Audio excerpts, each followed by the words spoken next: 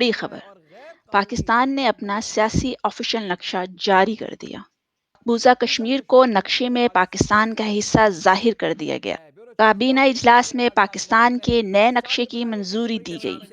اس نقشے میں نہ صرف آزاد جموں و کشمیر، گلگت بلتستان، سیاچن، سرکوری، بلکہ مقبوضہ کشمیر کا علاقہ لداخ پاکستان کا حصہ قرار دیا گیا۔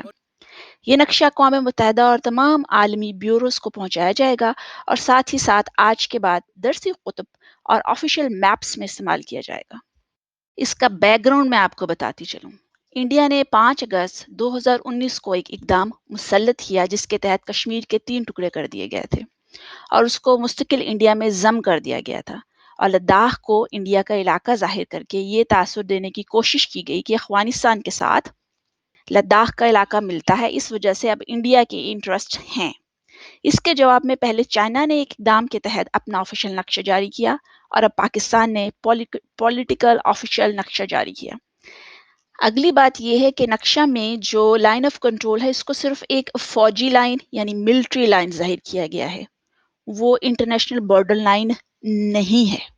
7 دہائیوں کے بعد پہلی بار پاکستان کا ایک یونینیمس جو میپ ہے، ایک متفقہ نقشہ جو ہے وہ آج ہوا ہے، اور میں سمجھتا ہوں یہ پرائم منسٹر صاحب کو، عمران خان کو، موجودہ کابینہ کو بہت بڑا کریڈٹ ہے کہ انہوں نے اس طرح کا ایک متفقہ نقشہ پاکستان کا جو ہے وہ سامنے آیا۔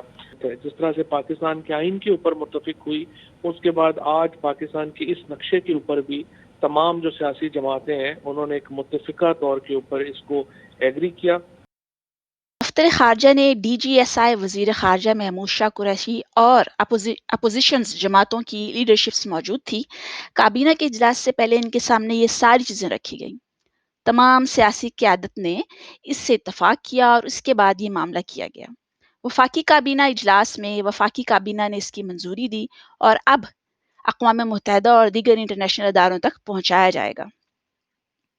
7 دہائیوں کے بعد پاکستان کا متفقہ نقشہ سامنے آ گیا، الحمدللہ۔ سچ ہے، جب میرے اللہ نے چاہا کن تو فیکون ہو گیا۔ جو ہم پاکستان کا پولیٹیکل میپ دنیا کے سامنے لے کے آ رہے ہیں، یہ سب سے پہلے پاکستانی قوم کی امنگوں کی ترجمانی کرتا ہے۔ اس کے بعد یہ پاکستان اور کشمیر کے لوگوں کا جو اصولی موقف ہے اس کی تائید کرتا ہے۔ اور جو ہندوستان نے 5 اگست پچھلے سال ایک غاصبانہ اور غیر قانونی قدم اٹھایا تھا کشمیر میں، یہ اس کی نفی کرتا ہے۔ آخر میں یہ کہوں گی کہ کمنٹس باکس میں آپ اپنی رائے دیجیے۔